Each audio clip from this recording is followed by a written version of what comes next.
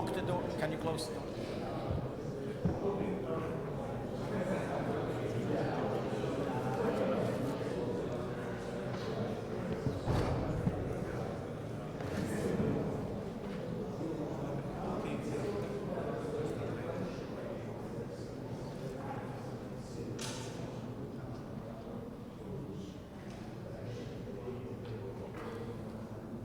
Okay, let us start.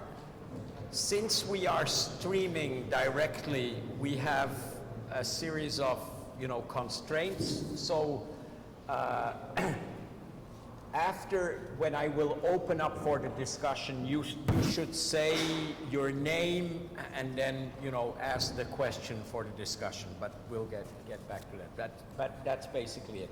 So it is my pleasure to introduce Werner Stengg.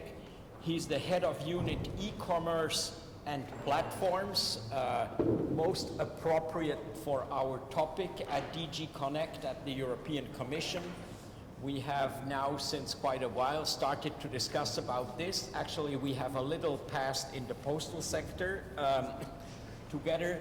So we are really happy that you have accepted to come and talk to us about what is going on in the European Commission, where you are at with your thinking. After your presentation, we will take comments in that order from Jean-Michel Glachon, Pierluigi Parcu, Stéphane Saucier, and Juan José Montero. Werner Stengg will respond to these comments, and then we have an open, anybody is free to ask questions. We have an open discussion until 3:30. Thanks again for being here. Werner, the floor is yours. Thank you very much for this introduction, and good afternoon, everybody. It's a great pleasure to be here, not only because it's always nice to come to Florence, but also because it's a very good time to discuss those issues. Everybody, not just in Brussels, but also in member states, talks about platforms all the time. There are lots of European Union thoughts and initiatives. There's member states discussing this all the time. What should we do with the big platforms? So in that sense, I'm very pleased to be here, also listen to you. Also the morning was really a very good introduction into the subject matters. So thank you very much for the invitation. I'll talk for around 30 minutes. We agreed will not be enough to go through all my slides in detail, but I understand that they will be shared with all participants anyway. So even if I don't use them all, I'm setting my timer to not to mess it up. I'll do 4 things. First, just give a flavor of what we mean by platformization, just a few slides to show how advanced the platformization of our economy and society is. Second, I will give some example of recent regulatory activities at the European level, somehow concerning online platforms. And you will see that we use very different definitions depending on the regulatory purpose, so there's no one size fits all. Let's have another platform regulation initiative, but they tend to be pretty specific. Thirdly, I'm going to give you some insights into a piece that we just finished negotiating, which was adopted actually last week by the Council, which is the business to platform regulation, which is the world's first regulation that sort of sets boundaries to the ways in which online platforms can deal with business users that depend on them. It's a light touch regulation, but the first of its kind, so I will give you some justifications, explanations of why and what it is. And last but not least, a few thoughts also on the adaptation of competition policy to the digital age. And this morning we already had references to the Vestager group of special advisors, and that also gave some advice on what we could and should change. Further ado, and I was pushing the wrong button, of course. No, it's fine, it's also.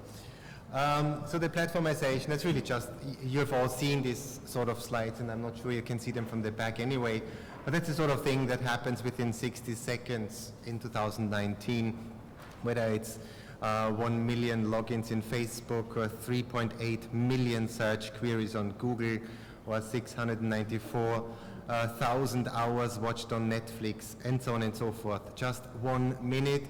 That in itself would already demonstrate what we mean by platformization.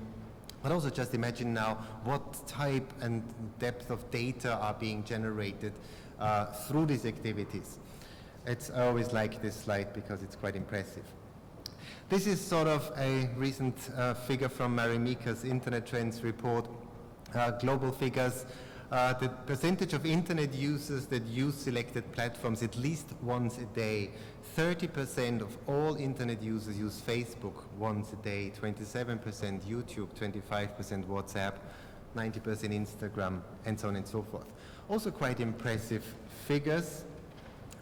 This is sort of the global market capitalization, so the companies in the world with the highest market capitalization: Microsoft, Amazon, Apple, Alphabet, then comes the financial services company, then comes Facebook, Alibaba, Tencent. If you look at the same statistics 10 years ago, you would have seen Microsoft somewhere up, but that was it. The rest was traditional industries. This is digital advertising, spending, obviously the source of income for most digital models. You have Facebook and Google with more than 50% of the market, Amazon growing in importance.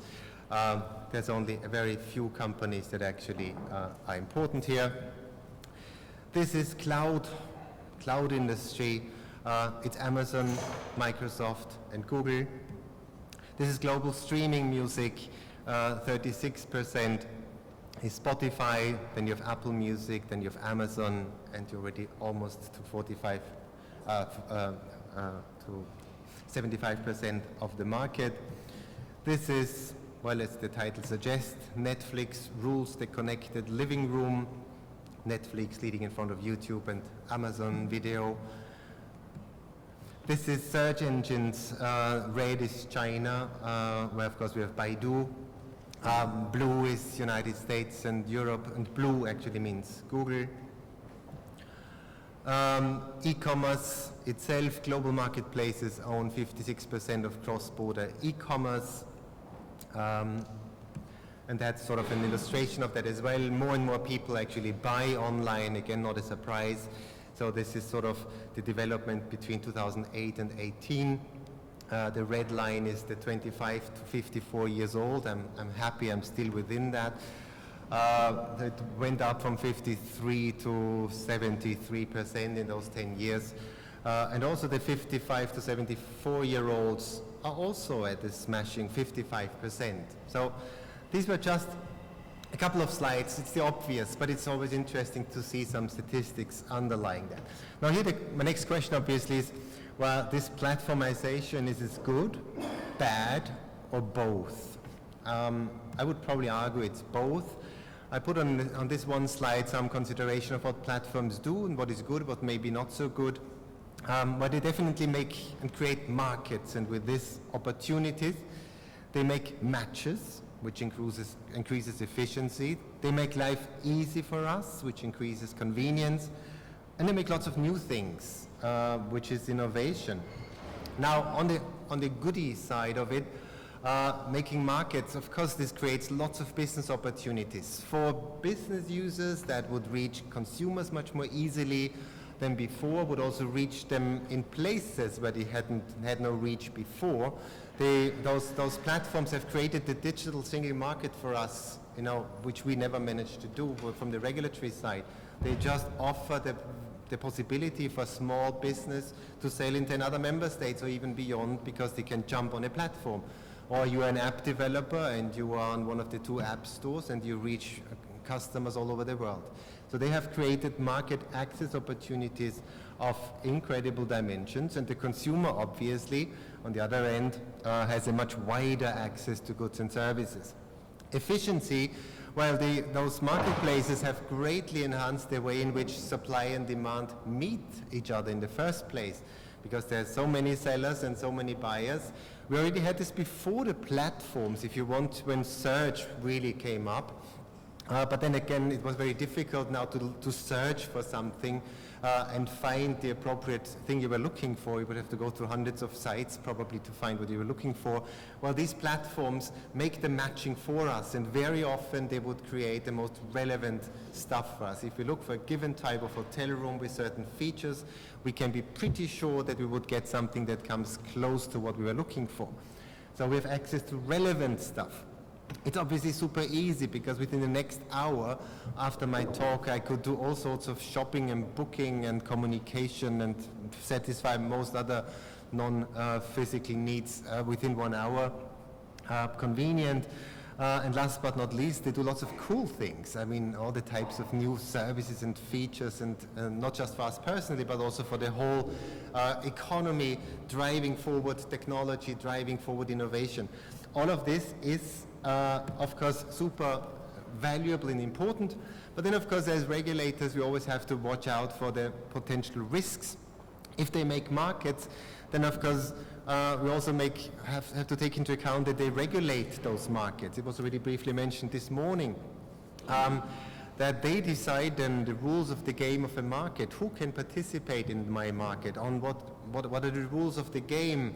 Who has access to this market? I decide who goes out of that market. These are, of course, very important powers that would normally be in the public domain, which are sort of privatized through platforms. In terms of efficiency, while most of the time they would try just to have the perfect recommender system, to have the perfect match between supply and demand, but sometimes this may of course also open the door to anti-competitive behavior. If they have the control over data, algorithms and ranking, there can of course be circumstances where this is used or abused in their own favor through self-preferencing, for instance. This convenience thing, which a priori, when I did that slide, I thought this was only positive, but it also increases this risk of lock-in. Because if I'm super happy as a consumer with the ease at which I can get all my needs fulfilled, probably I might even know somewhere that if I was searching a little bit harder and outside my bubble, I may find a slightly better product or service. But then is it worth it? You know, if I'm a lazy bastard, don't have much time, I'm getting a very good deal already. Would I invest my sparse time to look for the optimal? So that hence this sort of having it easy and convenient also reinforces this risk of lock-in into closed ecosystems. And last but not least, even for this innovation bit, of course, the strongest companies that would also go first into new technologies, have most capital to roll out new technologies. They're therefore also being the first adapters and users and beneficiaries of such technologies, and may further cement their competitive advantage that they are already enjoying anyway. So this is really on one slide of sort of what I see as the main benefits and risks of platformization. Now what you see in terms of European legislation or co-legislative measures, one way or the other addresses the issues that I've depicted here on this slide, whether it needs to protect consumers, including from unsafe products, protect them from illegal material like terrorist propaganda, or counterfeit products, or hate speech, illegal and harmful content in other ways, child pornography, what have you. We've addressed unfair business practices, meaning B2B relations. That's a regulation I was alluding to at the beginning. We've also been looking into taxation issues, but not with great success.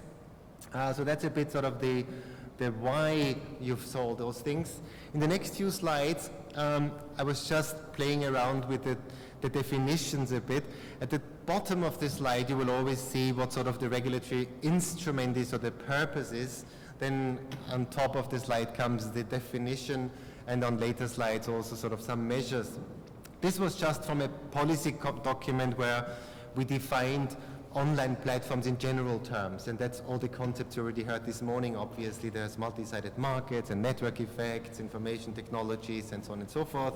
But that's only interesting from an intellectual economic point of view. It's not good enough for legislation, because if you legislate, you need to know exactly whom you legislate and why, for what purpose and how. And that comes through different instruments. That is the New Deal for consumer protection, which was just also negotiated. And that consumer protection acquis was adapted to reflect, obviously, the digital world, new challenges brought by online marketplaces. It also did other things, but I just focused on the bits relevant to this talk. So here, the focus was an online marketplace, where a consumer concludes contracts with traders and other consumers on on that interface. So it is, in typical consumer protection terms, really a transactional platform. You go on that platform and you buy something, and how well are you protected or not. Here the main issues were ranking. Is that what I see on that marketplace, what I should be seeing? Is it a relevant result, or has it been paid for? That needs to be disclosed. But also, whom am I buying from, especially on mixed type of platforms where you could buy from peers. You know, you go on Airbnb and you rent I rent the room of Matthias because he's not at home. Or do I rent a room from a hotel? I need to know that, because if I'm renting from Matthias, I'm not protected under consumer protection rules. So again, more transparency to protect consumers on marketplaces. Now, when it came to market surveillance and compliance of products in the goods package, here the challenge is and was, goods are bought online, they are delivered to your home, but they may not respect our safety standards, and you may be exposed to that risk. Now here the definition was slightly different. It was online interfaces. It's still sort of marketplaces, but also other websites through which you buy. And there are some obligations imposed on those online interfaces, which is just, they just slip a bit sometimes through the net of the market surveillance authorities. If you buy, you know, on Alibaba something directly from China, it's being delivered by the post, and you get a product that may not at all correspond to our safety standards. So slightly different focus. Counterfeit products is so far a self-regulatory undertaking. This was addressed to internet platforms, but it could also have said marketplaces, and where the obligation obviously is that they have to take measures to fight the sale of counterfeit goods. Similarly, in a self-regulatory undertaking to counter illegal hate speech, it was signed up with IT companies. They could also have said social media companies, but they said IT companies. Again, an obligation, a self-obligation by the platforms to tackle illegal hate speech while preserving the freedom of expression. Similarly, we issued a recommendation more horizontally on how to tackle illegal content online. Here we targeted hosting service providers, so meaning that someone else uploads something on your platform. Are you not liable for anything illegal? So I'm a hosting server, Matthias, sorry to use you again, upload some typically illegal stuff, which you always do. Am I directly and liable for that or not? So that's addressed here, and we have a framework in place that's addressed to hosting service providers. The same or similar definition was used for the dissemination of terrorist content. Then we had our media discussions. There was a separate workshop. I was in a different one this morning. This is from the infamous Copyright Directive that was just concluded. Of course, here the target is not just online platforms, but here we're talking about, as we call them then, online content sharing service providers that give the public access to a large amount of copyright protected works, and then in yellow some of the key obligations to try to get an authorization from right holders or otherwise ensure the unavailability of those works. So obviously very different regulatory purpose, very different definition. In the Audiovisual Media Service Directive, again slightly different. There's, of course, media law has been in place for a long time regulating what the public broadcaster has to do. And that comes back to one of the issues raised this morning about level playing field between old business models and new business models. So if the old broadcasters had to have strong rules in place to make sure that that young people are not exposed to undue content or that other illegal things are happening, it was felt that the video sharing platforms, the YouTubes of this world, should have similar obligations, and this is why these specific obligations were addressed here to video sharing platform services that do not have editorial responsibility. Taxation proposal that was not successful in this mandate to make sure that digital champions pay taxes in Europe. Here, again, a very different definition, because it didn't matter whether it was a marketplace or a social media company. Here it was really sort of the digital company that makes a lot of revenues in Europe. Should they be taxed here? And then Last but not least, that's the bridge to the next topic, this business to platform regulation. Here we were addressing online intermediation services that we also defined specifically here. Here we said business users depend or use platforms and depend on platforms to reach consumers.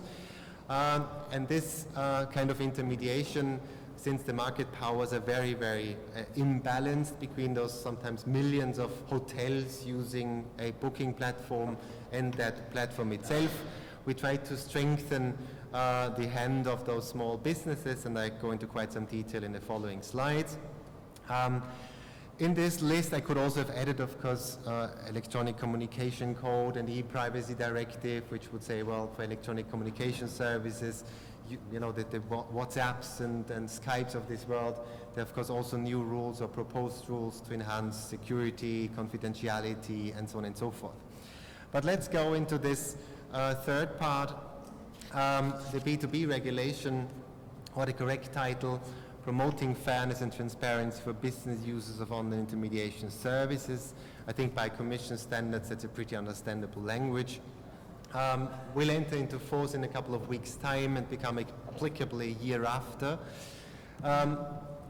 We started out, as I did on my first slide on the benefits and the downsides of platformization, with the opportunities, because indeed millions of companies would not have a vehicle to sell at all if they did not have these intermediaries of all kinds.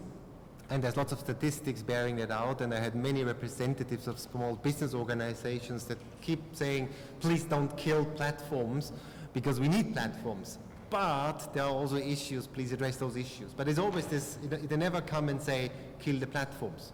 Yeah? They say, kill them softly. So good side, market opportunities and consumers obviously benefiting from all of that. We all know the market dynamics, was discussed repeatedly this morning, that they are become the main vehicle for market access in many instances, sometimes regulators of those markets, unprecedented network effects, especially then through the data-driven advantages, or reinforced through the data-driven advantages, leading to an imbalance in market bargaining power and the dependency of businesses on those platforms. You cannot switch. Even if there's 2 or 3 platforms in a given market, the consumers are everywhere. So you as a business, if you want to reach the maximum amount of consumers, you do not say, now I go from marketplace A to marketplace B, because you don't want to lose 50% of the market by this decision. So you have no choice, you have to stay there, which obviously opens the door to unfair practices. And then you also found out that business users fear retaliation. So even if they are unhappy with certain practices, they would often not dare to confront that platform. While you depend on someone, your existence may depend on someone, you're probably careful in criticizing that someone, and then you are out of that relationship. The data network effects manifest themselves in many, many different ways. Of course, from the platform point of view, it's already, the more data they get from both sides of the market, the more raw material they have already to feed their algorithms, machine learning, artificial intelligence.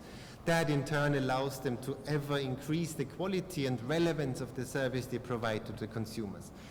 But that, of course, in itself means that their competitive advantage increases vis-a-vis offline competitors, obviously, vis-a-vis online competitors that are not on the platform, and vis-a-vis even third parties on your own platform if you happen to compete with them. Having all this data and knowledge of the consumer in many dimensions obviously means that you can target advertising better than anybody else, and you saw that slide at the beginning, who actually dominates the online advertising market. But with this wonderful knowledge of what consumers do in different markets, in different capacities, also makes it easy for you to expand into neighboring markets, be it horizontal, vertical, or also to detect promising startups, either to absorb them or to kill them. So there's lots of potential why data can further enhance this advantage. Now, why would you harm your business partners in the first place? there's a clear distinction first whether your interests are more or less aligned or whether they are not. If you're a pure marketplace and you don't operate through that marketplace yourself as a retailer, for instance, normally the interests are pretty aligned, but still there may be some incentives because either you just look at the consumer side to get loyal consumers, because business needs you anyway, so why take care of your business? Why answer the phone if someone calls? You have to look after the consumers, because they may multi-home if they're not happy. But also you may sometimes get no, but it's actually the second bullet point. The second sub-point here is actually that sometimes it's not even a willing decision by a platform to behave badly.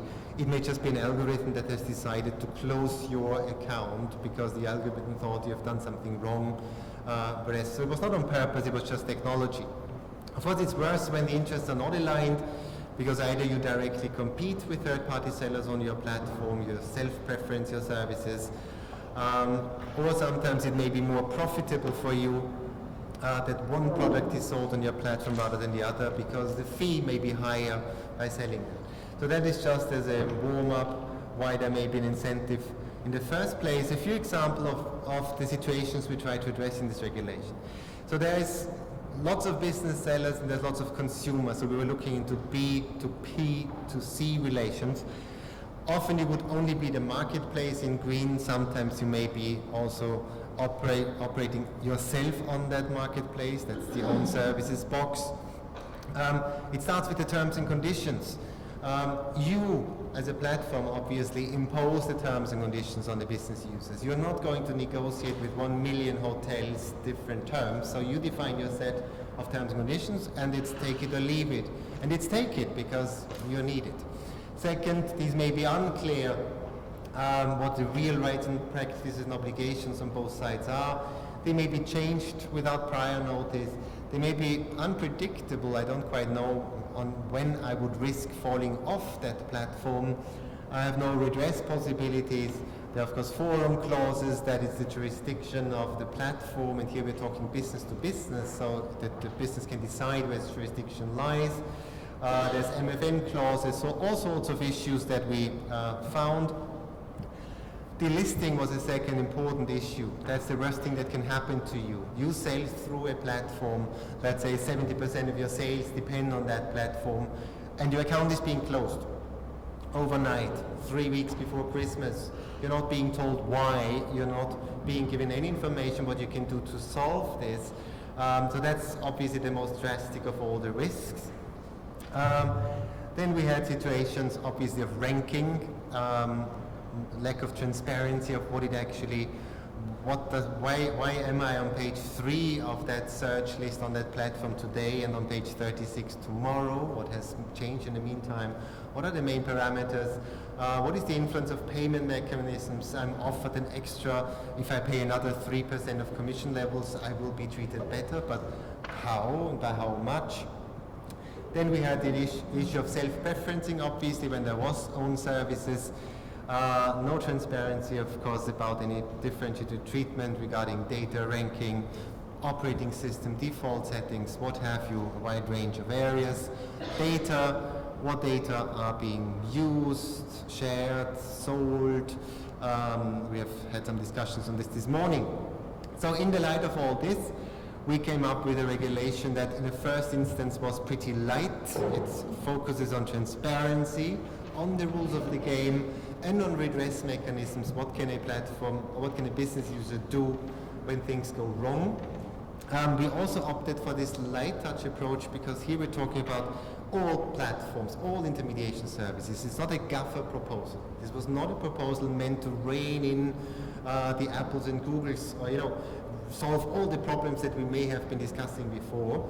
This addresses some 7,000 platforms in Europe.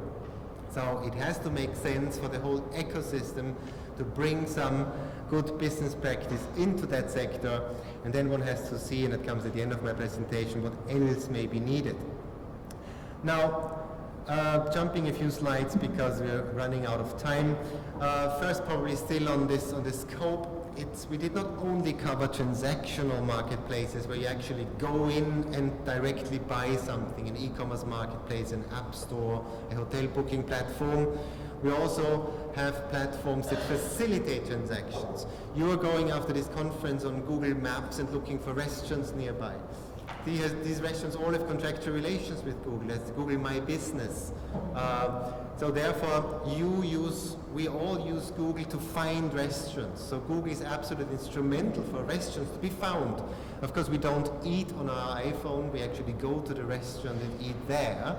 But still, this intermediation function is there and this dependency is there. That's why these sort of services are in scope as well. Now, going very quickly to those, because it's much too detailed and you can read it up even in the real regulation. There's of course now much clearer rules on terms and conditions, that they have to be plain and intelligible, that you have to inform of changes at least 15 days before they take place. A lot of other information that is necessary for the business user signing up to know what the rules of the game are, especially when it comes to delisting. What are the reasons for restrictions, suspensions, termination? They have to be spelled out, otherwise you can't be restricted. Your account, your total account cannot be closed within 30 days. We have rules on ranking. This is about transparency of ranking. We don't say you have to reveal your algorithms, but we're saying you have to give the main parameters that determine the results on your search.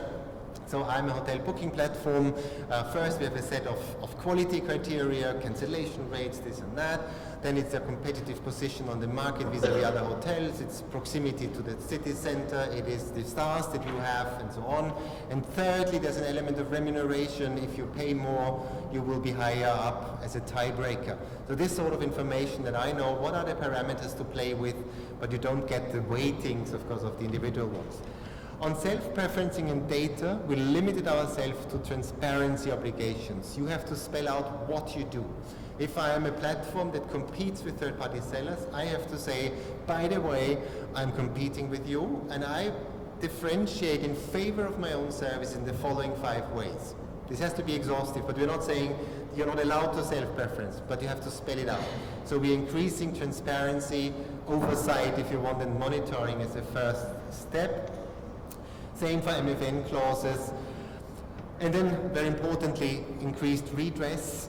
They must have an internal complaint handling system that this business that, for instance, was just delisted is immediately informed of that, can immediately get in touch with the platform, and the platform has to try to sort this out as quickly as possible, if this is possible. Otherwise, we're enhancing mediation, but also access to courts, but on a collective redress basis. And then, last but not least, and I'm almost respectful of the time, well, I still have 3 seconds actually. The next question is this enough? First of all, it's not even in force, yeah? But will this be enough? Do we need to regulate more than that? Do we need ex-ante regulation even harsher than the one that I just presented to you? Or can we rely on competition law? Or do we need something, or do we need both? And on competition law, this morning also referenced, I think Pierluigi referred already to the 3 advices to Vestager, and I really invite you to read this report here, where they examine the platform economy from a competition law perspective. And without going in much detail here, one of the findings was, it depends. So it is not, again, as in our regulation, where we had to acknowledge that one and the same behavior is not always negative or bad. It depends on the context, it depends on the market, it depends on how much competition that there is for the markets, it depends how much competition there is in the markets, and then you can have decisions that under certain circumstances that it may be advisable to have regulatory ex-ante measures in place to, for instance, prevent self-preferencing in certain circumstances. And then what you will sometimes find in this report is language like, in the absence of clearly documented consumer welfare gains, which is the burden of proof is often reversed in this report, in these recommendations. That it's not competition authorities that have to demonstrate that something is bad, but it's rather that the dominant platforms would have to demonstrate that what they're doing, for instance, in terms of a merger, will not be harmful. So a reversion of the burden of proof. Important from your perspective, with your experience of network regulation, The market definition is a big problem because we have very complex markets. We have the market boundaries change all the time. We have these vertically, horizontally integrated platforms that are on many, many markets at the same time. The data come from all of these markets. All of these data may be used to enter yet another market where they are not yet. So it's very hard if you say we want some SMP type regulation. But first of all, what market are we talking about? And what would be the adequate remedy for this? A lot of behavioral economics comes into their report, or even when it comes to assessing market power. How do consumers react towards default options and things like this? How many consumers would actually, they could look for other things, but how many would do that? Generally speaking, and again, they say we should err on the side of disallowing potentially anti-competitive conduct, even if we're not sure. The burden of proof should be on the other side. I already mentioned sort of the need to look into competition for the market and how to protect that, as opposed to protecting competition in the market when there is one dominant platform which then really has this regulatory role and may even compete on that one platform. And with that, probably just the last slide, all of this, I gave you quite some regulatory responses. So my first statement would be we have done a lot actually to regulate different activities of platforms in different areas of the economy and society. Whether it's good or bad, enough or not, that's up for discussion, of course. Here my key question is, of course, from the focus of this very discussion today, do you feel that the current framework, this reinforced B2B regulation plus modernized competition rules will be enough, or do we need to legislate even more than that? So I'm very happy to hear comments of the discussants and obviously the rest of the room. Thank you very much.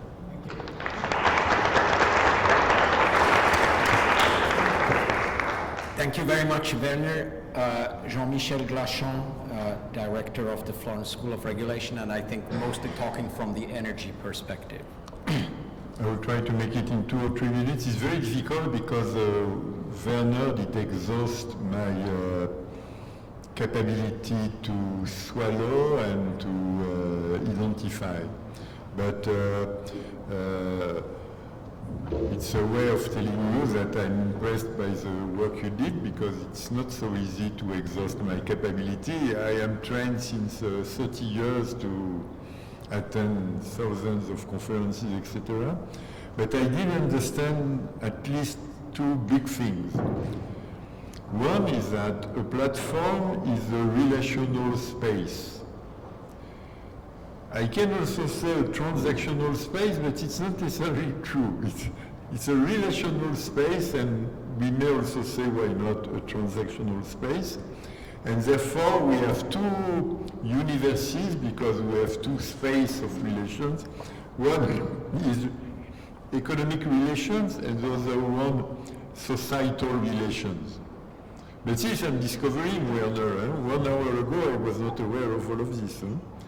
And I'm finding again what I did discover this morning, which is that we have B2B, business to business, B2C, business to consumers, C2B, consumers to business, and peer-to-peer, individuals to individuals. This is clear for economic relations. For societal relations, I do not know. I did try to find B2B, I did find Russia to US, but it's a bit stupid, but maybe it does exist, I have no idea. I did look for B2C societal, and here I did find Russia to US voters, so I can find it, and P2P, peer-to-peer social media, that's the core of the social media, the emails, the tweets, the Instagram pictures, etc. And then principles. Roughly, I'm also able to identify principles. When it is business to business, transparency, integrity. Transparency, because of course, if you hide something, you are putting the other side in an inferior position, so the trade is not fair. And integrity, because you are doing something totally illegal, so you are doing something prohibited, so you are doing something that you should not do, so that your partner not necessarily understands, sees, can react to. For business to business, it's clear. When we put business to consumers, we have protection, but this is also, again, easy to understand. It's easy to understand in economic relations because, of course, an individual consumer is engaged with 150 different industries and cannot master even the information delivered. So we can make judgment mistakes. We have the information, but we make a mistake. And at my surprise, it works well also for B2C societal. Because of course, when Russia or a Russian agency is lying to US voters, voters can lack judgment and can be unable to see that they are lied like kids. It works. When it comes to peer-to-peer, you are suggesting, but not saying, Werner, you are suggesting freedom. We are peer-to-peer, come on, freedom. If I want to have a strange relation with you, Werner, and me, we are adults, we do what we want, freedom. You are suggesting it. But of course, with question mark, because the question of protection can also be very relevant from peer to peer. One of the two is doing something really illegal, something offending, something he or she does not do. And we have seen with Hollywood mogul that an Hollywood mogul can do things in peer-to-peer relations totally insane, abusing his personal power. So I catch also this while I'm still unable to really build the box peer-to-peer societal relations, peer-to-peer economic relations. And then you add something else, which is the object of the relation. Relation can be purely societal, the object is the other, or there be an object. And it's clear when there are services exchange. And there I can add what I did discover this morning. The service can be spot and standard, so the arm cannot be so big, but the service can be idiosyncratic and tying the two, so the arm could be very consequential. And then you also have the delivery loop, but it comes from the discussion over the cake. The delivery loop is to get it on the top of the platform, do you need some delivery? If it is totally merchant, you will get the delivery you will get because nobody is obliged to deliver to you. If it is regulated, which is the case of the energy sector, it's possible that the delivery loop brings new duties and new rights to the buyer or the seller or to the platform. That's what I am taking with me from what you said, Werner. I have no suggestion to do to you. You know too much vis-à-vis me. Thank you, Jean-Michel. Pierluigi Parcu, Director of the Florence School, Telecommunications and Media. Thank you, Werner. It was a very interesting speech and summarizing the actual dimension that the Commission has taken up. Well, just a few comments. We have two instruments here okay, you have listed many very nice things that platforms are doing for all of us, and I think we are all happy about it. It's clear that there are very positive things. And also, it's not only that, we have also to be smart.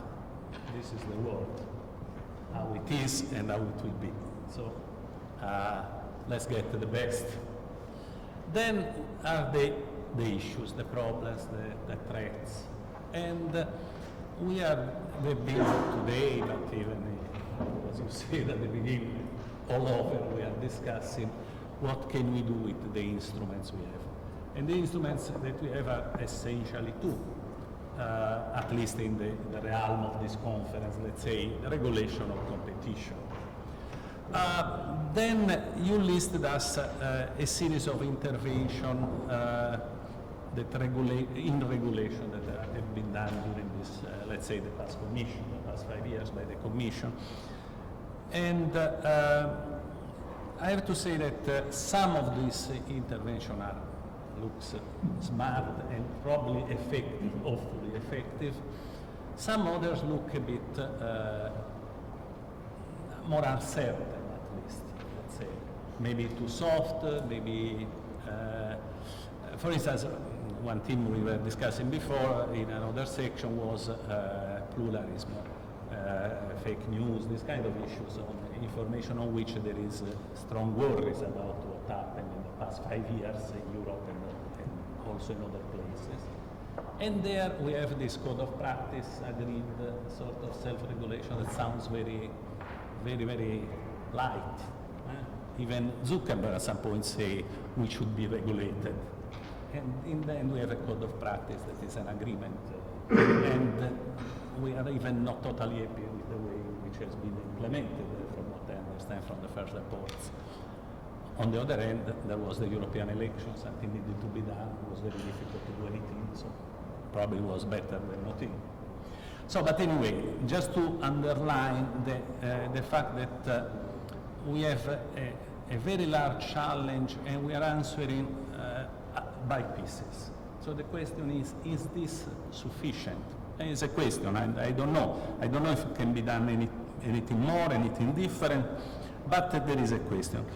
And the second question instead is on the side of competition, in which we have a huge debate. I cannot summarize it in a second, but clearly somebody is saying we should change the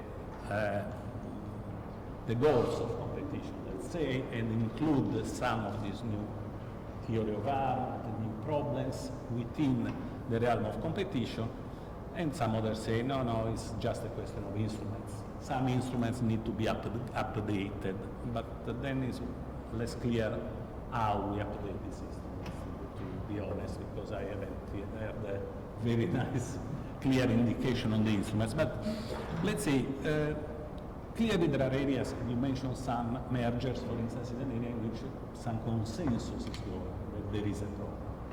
Our turnover instruments are not catching a lot of the important mergers. Probably there is a question of strategic mergers that needs to be faced some way. There is some question of killer mergers, more controversial, but still there as an issue.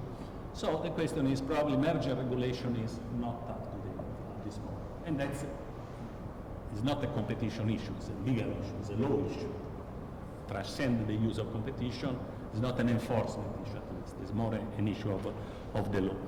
And probably something like similar, at least I believe this, something similar is on media and pluralism. I discussed it before. I don't think that accepting that there can be dominance in media as the law of competition Europe does, because there can be dominance anywhere as long as you don't abuse. I doubt that upsetting dominance in media in the age of platforms is something that's really acceptable. So it's an issue again about law. So pulling all the string together, the question is, we have an epochal challenge. Platforms are changing our lives and are changing all the industries. The European Commission is one of the few places that have a capability of response, the few levels that have a capability of response. The question is if this response can be piecemeal, if this response can be only enforcement or needs to face new rules, to ask new rules, if there is a way which we can raise to this challenge, or if it's something that is transnational, too difficult, too large, and we cannot do anything. That's really seems to me the very question that we should ask. And However, I think that we should commend the effort that has been done in these 5 years, at least to map the dimension of the problem and start to adjust some pieces. But the dimension is very wide. Thank you, Pierluigi. Stefan Saucier, the director of the Florence School of Regulation Water. Yes, very briefly, because platforms is not my topic, in fact, but just a few comments about your presentation. Maybe what I like the best in your presentation was a slide just before with good effects and bad effects. We might expect, I mean, as soon as you've got some innovation, you've got all the good effects that appear, short term, usually, and then if they are very efficient, they start to have some market power, and you've got all those issues on the right, all those bad effects, possibly bad effects. So the question is to know if those new companies, those new platforms, they are on the contestable market or not, more or less. If they are on the contestable market, you don't really need to regulate. I mean, you've got some externalities, maybe switching costs for consumers, but they might be in a competitive situation, so they might be challenged on the short run. And if you think about Airbnb or Uber, for example, this is not clear, maybe because I'm not a specialist, but this is not clear for me that you've got huge infrastructure behind this, and that it's not possible that within 10 years there is a new competitor that will enter the market and propose new services. So why regulate, this is clear, and you've got plenty of reasons to regulate, need to protect the consumers, unfair business practices, you list them. Very often those reasons to regulate are given by competitors. So hotels are saying that Airbnb, you need to protect consumers. Taxi are saying that Uber is not doing a good job and you need to increase the level of quality and so on. So again, I would be very cautious with this. So maybe we need to regulate, but then the question is, do we need a light regulation or a heavy regulation? That's exactly what you addressed during your speech, right? So more transparency, the obligation to give some information about the algorithms that are used, for example, for ranking and so on. It is what you call a light regulation, and that's okay. That's okay with me. But the question is also not to reduce potential future innovation by increasing the cost of producing the services. So when you say, for example, if there is new innovation that might hurt competition, the burden of proof will be in the end of the innovators. It's a case-by-case, probably situation. I don't know. I do not feel completely comfortable with this. Also, we should keep in mind that as soon as you regulate, it might be a light or a heavy regulation, doesn't care. As soon as you regulate, this is also one way to reinforce the monopoly power of those who are already there. Because if you want to compete with them now, you know that you need to be able to open your data, to let competitors enter, to give algorithm. It is increasing the cost for you to go and to compete with them. So also you need to be very careful about this. And maybe my last comment is how many platforms in Europe do you expect to control? I have no idea about this, but I believe you've got plenty of platforms that might qualify to be regulated. 7,000, so good luck. Thank you, Stefan. Juan Montero, the Florence School of Regulation Transport. I think, first of all, say that we are very, very grateful that you came to the conference. I think, we have to all be very aware of how pioneer the Commission is trying to regulate these platforms. This is not really an exercise that it's been undertaken in the US or in Asia. I mean, Europe is creating this new regulation, and we are pioneering this exercise. So we are very grateful that you're here sharing all this work and listening to ideas, potential ideas. I want to underline that it's the exercise of a pioneer, but it has a very solid base, a very solid theoretical base. That is also European. I mean, we should not forget all these platforms in multi-sided markets. It's an idea that was originated in Europe. Rocher, Tirol. I want to underline also, they are people that were working on network industries.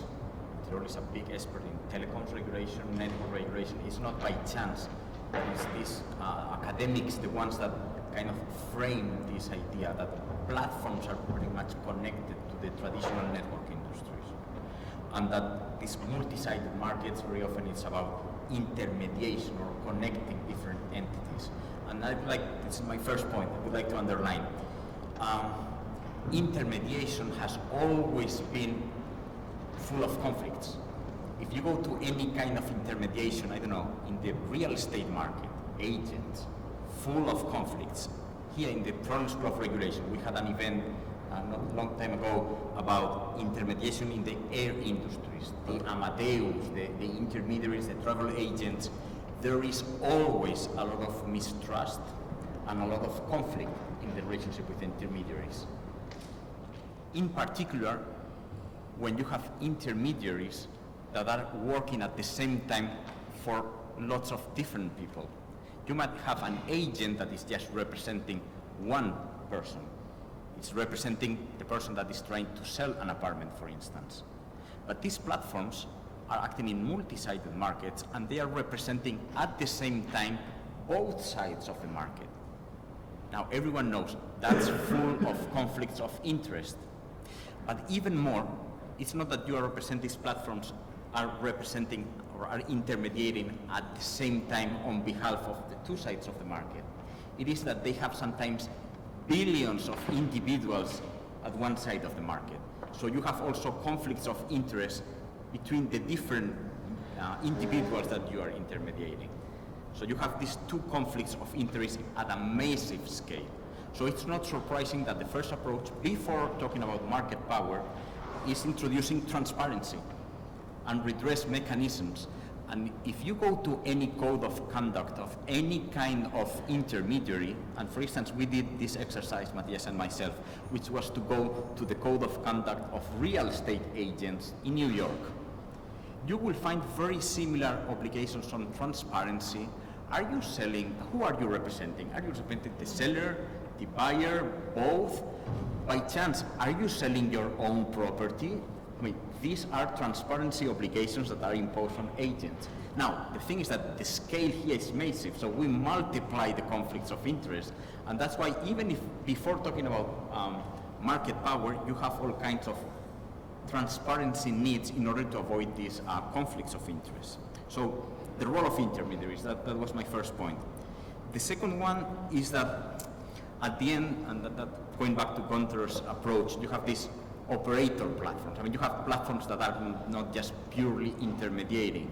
And then we've heard a number of times this idea that platforms are regulators. I think this term is a little bit confusing. I mean, we know in the network industries that when you have an entity that is creating network effects, they have a lot of power to determine the conditions at which this interaction inside the networks take place. First of all, you need a lot of standardization. I mean, you can only create the network effects and the connections between the different players in the network if the service you are providing is standardized. And you have lots of examples in railways. You have to standardize the tracks, the width of the tracks. In electricity, you have to standardize the voltage in order to create the network effects. The first thing is standardizing in order to expand the network. I wouldn't call that regulating, but it's pretty much the role of the entity that is creating, managing, and distributing the network effects. And I think calling that regulation is confusing because you can introduce a regulatory role on top of this coordination role. I would rather call it, and Gunther, you were making reference in your paper, in your presentation, to this coordinating role of the platform. I think that's a better term than regulation of the platform. And then we have the last point, market power. Some platforms already are in the position where they have market power. And I'm sure that other platforms also in the network industries they will reach a position of market power. Now, what do we do with them? Is it for antitrust? It is for sector-specific regulation? Again, I think we can draw very interesting conclusions for the experience in the network industries. When you have structural, and I was going to say problems, let me put it another way. Networks create massive efficiencies. I mean, in network industries, we like network effects. We want to protect them. We want to enhance them because they are the source of amazing efficiencies. That was the case with railways, with telephones, with electricity 100 years ago. And it is just as powerful, if not more, today with these virtual networks. So we want to protect them. But we know that network effects lead to concentration. Maybe not to a natural monopoly. I don't think it will always be a natural monopoly, but sometimes it will be. And what we know from the experience 100 years ago is that when the market concentrates, because it's the best structure, because it's the structure that creates the largest efficiencies, just some kind of behavioral obligation, which is the kind of obligation that antitrust imposes, will not be enough because will not solve the source of the problem, the market power itself. And that's why competition law, when it was created 100 years ago, was not enough to regulate, to control the market power of the big networks that were being created. And that's why sector-specific regulation was created in order to control the behavior of these entities that had such market power. And I think that's the lesson that we can also extract here. We are trying to stretch competition law, just as we did 100 years ago, in order to solve the problems posed by railways, posed by the telephone network, etc. There are different solutions. You can just go for a public monopoly, and then you concentrate all the network effects, you extract all the value, and you control it through public control. Or you can regulate it. I mean, we have liberalized, you can introduce access conditions. There are all kinds of tools. But we have to be aware that competition law traditionally has not been good at controlling this kind of a structural market power. And if you try to overstretch competition law, you denaturalize it and you create all these kind of precedents that then can be used in other industries where are completely different and you don't have these kind of problems. So I think, the message is competition law is good, it's a good safety network, and competition lawyers, I would say, they are the smartest lawyers. They are the first ones to identify the problem. They really understand the market, explain it, but they have to accept that there are limitations on what they can do with their tools. And they had to accept it 100 years ago, and regulation was created. And I think that it's risky to try to denaturalize competition law today to get to objectives that are just foreign to competition law. So we have to deal with more like the kind of regulation of network industries that we have developed over 100 years. And I think it's not just copy-pasting, applying exactly the same, but that's the inspiration, I think, for regulation of this kind of market power. Thank you, Juan. Okay, Werner, I see you have at least 3 pages of notes. You get to react. Yeah, thank you very much. Thank you also for the pertinent question. Doesn't happen every day that I'm being challenged by a bunch of university professors. Jean-Michel, you refer to the relational space that platforms are, and both in the economic and the societal sphere. I think we are, with the various measures that I mentioned, addressing all of those spheres one way or the other, including the peer-to-peer sphere, if you want. Yeah? Of course, the focus on the economic side is on B2B relations, as I just presented. Also B2C, naturally, all these consumer protection laws, New Deal and safety standards and so on, they're clearly B2C measures. But also societally, especially all the work on the responsibility of platforms when it comes to illegal and harmful content. And there's a whole range of activities around the E-Commerce Directive, which was briefly mentioned this morning. They all aim at also at this peer-to-peer or citizen-to-citizen dialogue. Yeah? Because exactly if I say something on Facebook that insults you, that's the sort of situation that we're addressing with these measures. Now, I heard different voices here or not so different, that we may not be doing enough. I think Pierluigi said on fake news and so on, we may not have gone far enough. But these are also extremely different choices to be made. Yeah? In our discussions on illegal content first as opposed to harmful content, already within illegal content it's not so easy. There are some categories of illegality where it's pretty straightforward. Child pornography. There's not much debate whether this is good or bad, nor is it very difficult to find what child pornography is. So the false positives, if you get it wrong and remove content, so what? Yeah? Terrorism, terrorist propaganda, a terrorist video with a decapitation, pretty easily identifiable, pretty uncontroversial. So these are the easy ones. Yeah? Copyright, we already had lots of debates, as you may have seen in the press. Yeah, most of this stuff will be a copyright violation, but then there may be things that are not a copyright violation. They fall under one of the exemptions, and it's a meme, and it's parody, whatever it is. Yeah? So here really we're going a bit into the space of, hang on, let's be careful what we remove from the net, or ask others to remove from the net. If we go down further still to hate speech, that's tricky. There's a reason why we don't have legislation specifically on hate speech, but only a code of conduct, because hate speech is defamation. These are things, what is defamation for one, maybe freedom of speech of the other, and vice versa. Of course, it may also be terrible. Yeah, you just have to be careful because you're going to the heart of fundamental rights, freedom of expression, freedom of media. If you come with this sledgehammer. The Germans, for instance, 2 years ago introduced the NetzDG, a law through which Facebook has to remove hate speech within 24 hours based on a list of 14 pieces of law.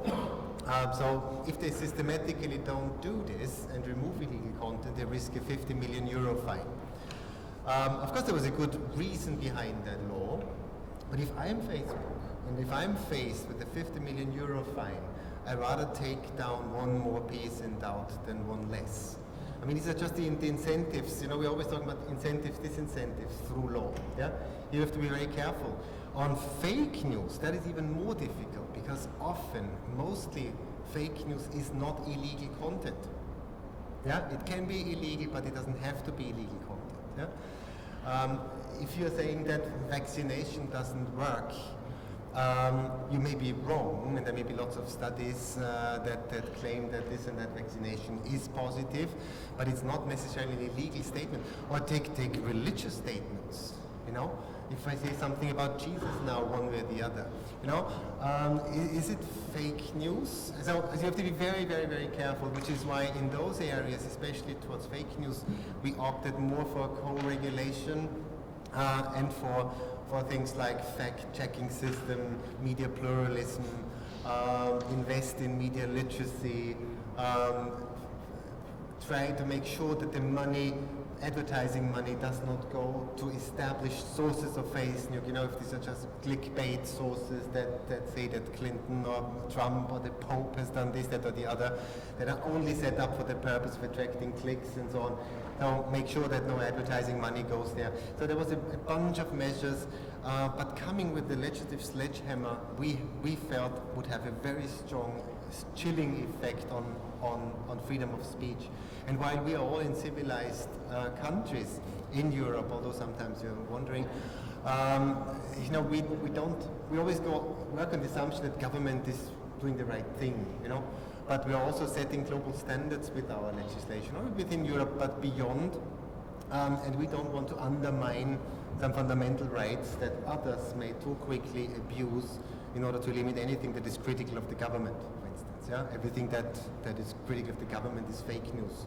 Down it goes. Yeah, well, this is happening. Yeah, I'm just saying this whole debate. I hear you, but I just tell you why we are careful. Jean-Michel also referred to the object of this regulation. First of all, I think we really see it. We go into this from the multi-sided nature of the platform. Traditional competition law always took this sort of consumer welfare standard. Yeah, fine. We still take this seriously. The consumer welfare is multidimensional. We want to protect the consumer, we want to empower the consumer, to enable the consumer, what have you. At the same time, with our legislation, we're also protecting the other side of the market. This was the B2B regulation, we are protecting competition as such. This was the main purpose of this regulation, is to make sure that the competition works properly, because when it's efficient competition under stress, when there's market power, when there's information asymmetries and so on and so forth. So some of these levers we were trying to play with to make sure that markets function as efficiently as they can. Probably that's not enough. Yeah? What you said at the end, sort of, do we need more? I don't know who said it. Yeah, do we need more than just this? Do we have to come with network legislation in your understanding of the term? But we also, in terms of object of the regulation, the single market is an important objective for us. We want a European framework, a European playing field for businesses, for new businesses, for startups, that's pretty much Stefan's story as well. We don't want to stifle innovation in Europe. If you take the collaborative economy, for instance, that's an area where Europe has lots of local and regional innovators. There's a lot of activity. We always talk about the GAFA, but as I said, there are 7,000 in Europe, and there are some vibrant communities there. We don't want to have a legal framework that just cements the power of the big ones and makes it impossible for the small ones to emerge. Yeah? So we're protecting consumers, we're protecting business, we're protecting Europe, all simultaneously, which of course is a very easy task. Also, Pierluigi, who already addressed your question of whether we are too soft on some measures. Probably we are too soft on some of the measures. Often, I would rather prefer to be too soft in the first instance than too hard. Of course, you can say that the harm may be done and may be irreversible. There may be situations of that. But generally speaking, after 23 years in Brussels, I'm very afraid of regulatory mistakes as much as of market failures. You know, regulatory failure. There's market failure, then we add regulatory failure on top of it, and then fantastic, yeah? Who has benefited from that? So, for instance, that's in the B2B regulation, the Parliament was extremely adamant for us to be tougher, yeah? And ban self-preferencing and mandate access to data, ban MFN clauses, and so on and so forth. We felt uncomfortable about this because we didn't understand the implications on the wider ecosystem. Yeah? What it would do to other platforms, to smaller platforms, and so on and so forth. Yeah? As the Western advisors also said, self-preferencing may be terrible in some circumstances and may be absolutely pro-competitive in other circumstances. Depends on who you are, how big you are, what you do, who the competitors are. Yeah? So here, with the transparency, and Jose, you mentioned that, it's a good thing. Transparency does help. We're convinced of that. Yeah? It does have a strong deterrent effect. It is already you have to go out and say what you do. Yeah? And they know they are being watched because we are monitoring this. And everybody will be monitoring this. And if you go out as a platform and say, I'm doing 5 terrible things, 1, 2, 3, 4, 5, the market may punish you sooner or later if there's a market. And if the market doesn't punish them, we guys will punish them, because we have set up an observatory of the online economy. One of our experts is also here, Christoph Busch. We're having a review clause in 2.5 years. Of course, we are all going to monitor what is happening, and will this have the desired effect? And probably in 2.5 years, we will find out it has been too soft. Pierluigi was right, but you didn't say you were right to say you were asking the question. I listen carefully to you. So there are inbuilt mechanisms. For once, this is a measure that helps us actually think about a new measure, because it in itself provides evidence and data and insights that will inform us for any future steps. Whether Pierluigi answering by pieces is sufficient, I don't know.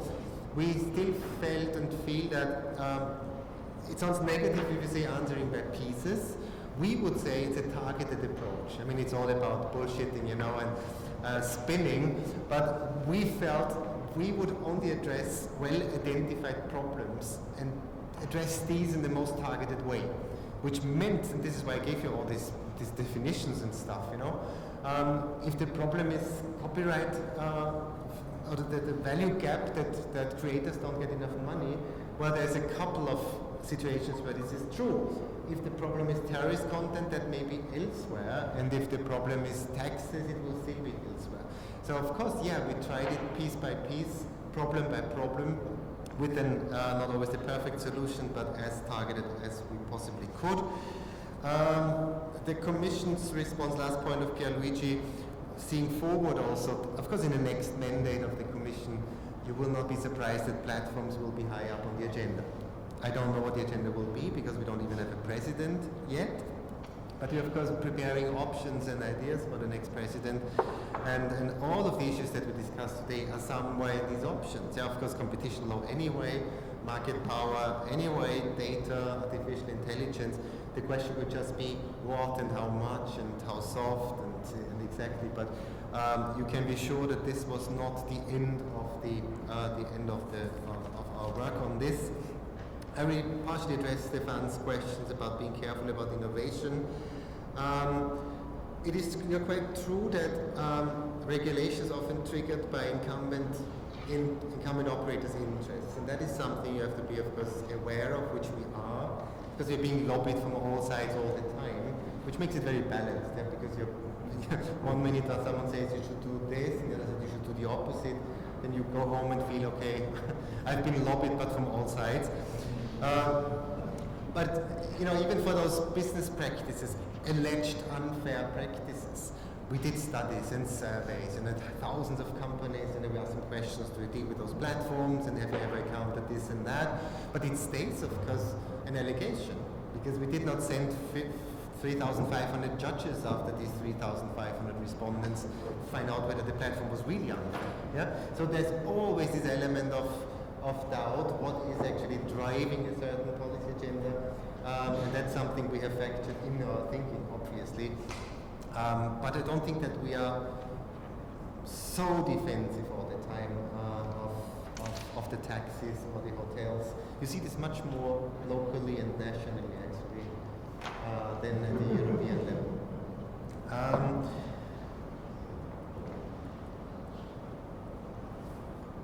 Just checking, I think I expressed a reply to Juan Jose. The standardization part, probably, you said for network effects, you would challenge the notion of platforms as regulators. They are just sort of coordinating and standardizing and so on. I tend to disagree with you on this. Yeah? Especially the larger marketplaces, the really, really important marketplaces. For me, they are regulators of a kind. They define the rules of the game. This is what they do. Of course, they also standardize and coordinate, but they also clearly say on what are the terms and conditions, yeah? Which we addressed quite in a detail in our regulation. I mean, they could say in their terms, in the rules of the game, they can say, I can kick you out of my platform without any explanation, without any prior notice or redress. Which actually is what many of them did in the past. Yeah?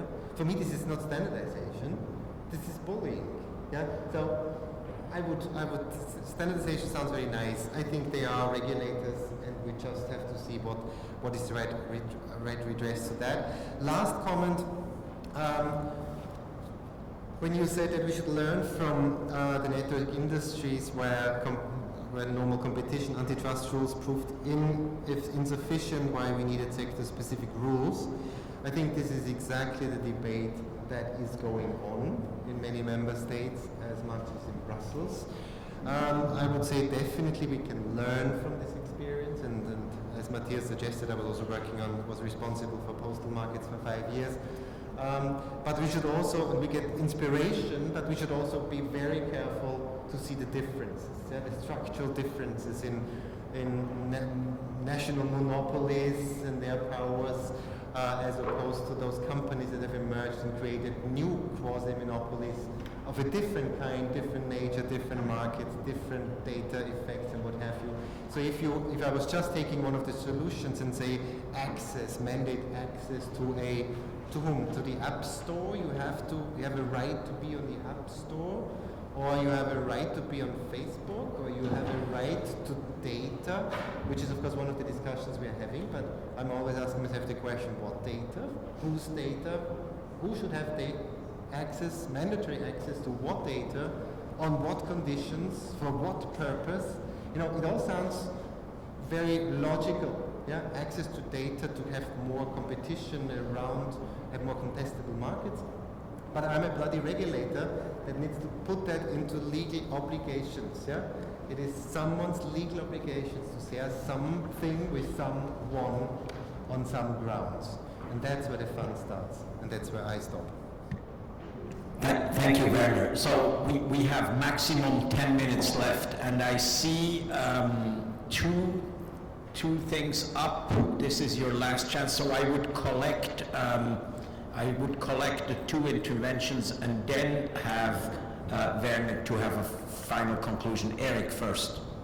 Yeah, thank you first, Werner, for having reminded. Sorry, Eric Rousseau from the Chair Governance and Regulation in Paris.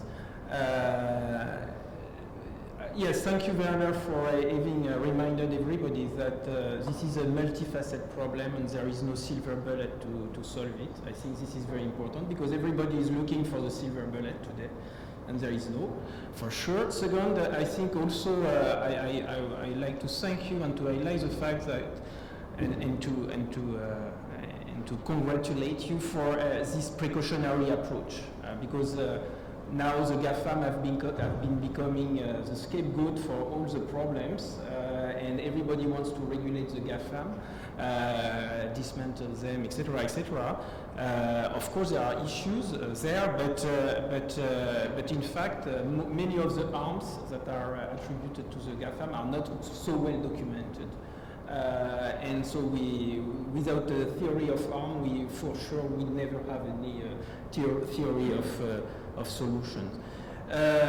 In that context, I'd like to point out that, of course, we should be inspired by history and by what did happen in networks of the past, how regulation emerged, etc. But I think we should also study the history of the digital world, the history of the digital technologies, and which is characterized by at least two main characteristics. First, there is a general culture of open cooperation among the members of the digital community. A lot of things, a lot of information is shared, is open access, etc. And it was a condition for the development of these technologies, for this very fast pace of innovation. And second, there is also a culture of debate, of discussion. The standardization body of the internet are not standardization bodies where you have the stakeholders discussing and trying to make a compromise on the basis of their interest or their vested interest. But in fact, you have those discussions among the engineers, those debates, like among scientists. And I think that we should be inspired by this world where we are thinking about the solution in terms of regulatory solution. We should more base or the solution we are looking for on the basis of this culture of sharing information, sharing data, sharing algorithms, etc., to better identify the issues. And second, we also develop tools to allow the civic debate and the civic action to develop, to regulate those very complex problems, which also touch, in many cases, in-depth or culture or preference or individual characteristic. And so, in fact, of course, again, there is no one solution provided by governments, by any governments, even the federal governments of the European Union. But thank you so much. Okay, thank you very much. Günther, present yourself briefly, and then we start. Yeah, I'm Günther Knicks, University of Freiburg in Germany. I would like a question, which role do you see for platforms, digital platforms in the 5G context, which is providing a lot of application fields like commercial drones or smart shared mobility networks, etc., and which has raised then the question, when then resources, allocation of resources like frequencies or the right to flight over a specific area, etc., has to be decided. How do you see the division of labor between the Commission level, the national level, local levels, or even the worldwide level, in a sense, to deal with these challenges of the Internet of Things applications? Thank you very much. My name is Oles Andrichuk from the University of Strathclyde. Fantastic presentation.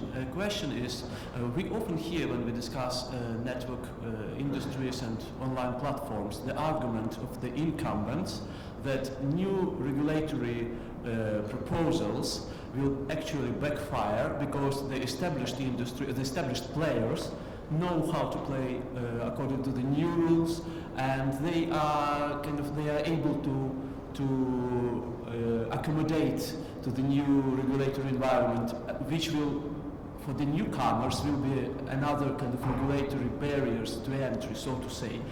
I'm just wondering how familiar the Commission is with this kind of strategic discussion, and do you have some universal answer to this, or in case by case? Thank you.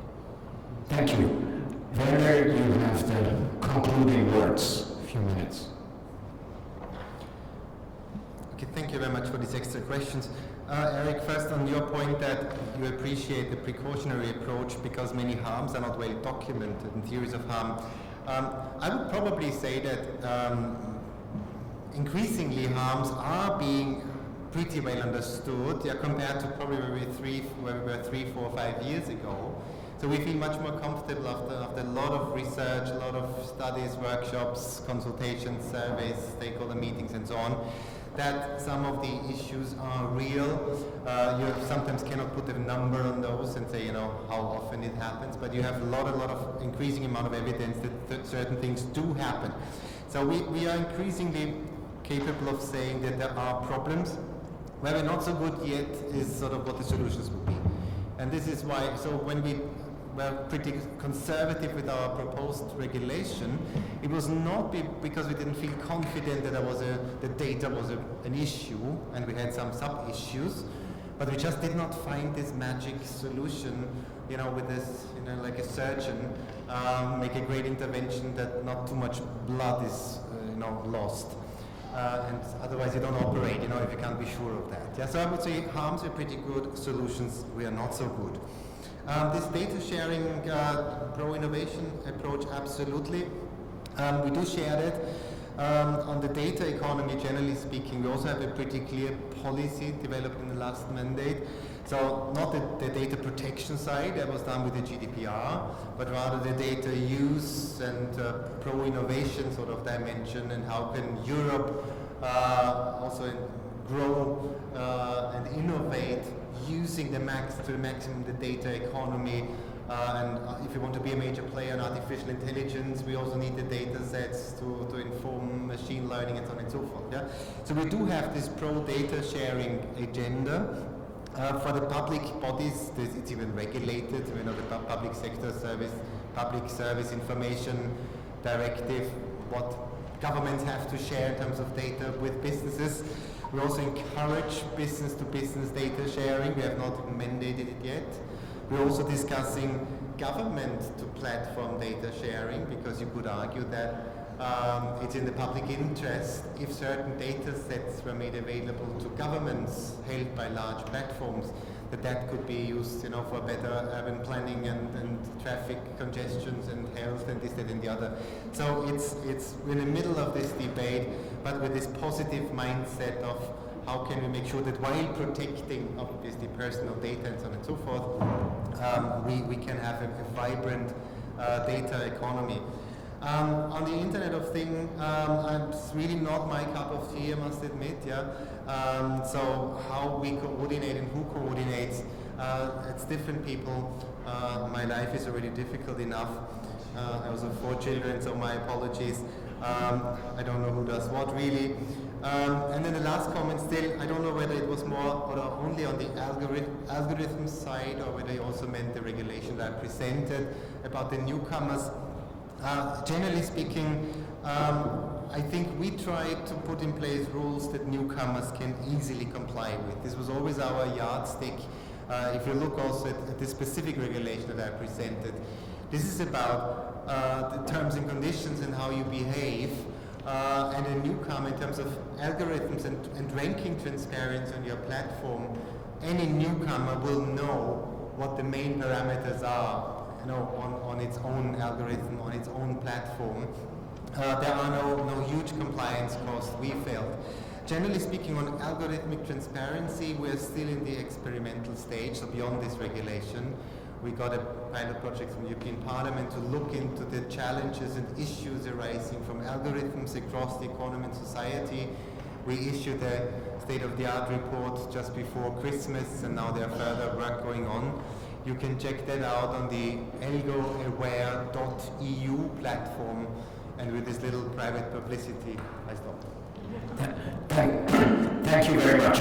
I mean, one of the hallmarks of this conference, as I said this morning, is that we have time for discussion. The other one is that we talk about real-life issues, and so we were very privileged to have Werner Stengg here, who is at the core of what is going on in terms of thinking and regulation in Europe on platforms. So thank you very much, Werner, for being here. Thanks to the panelists. Thank to you all. And we go from here into the groups again, and we continue tomorrow. So thank you very much, and there's a break.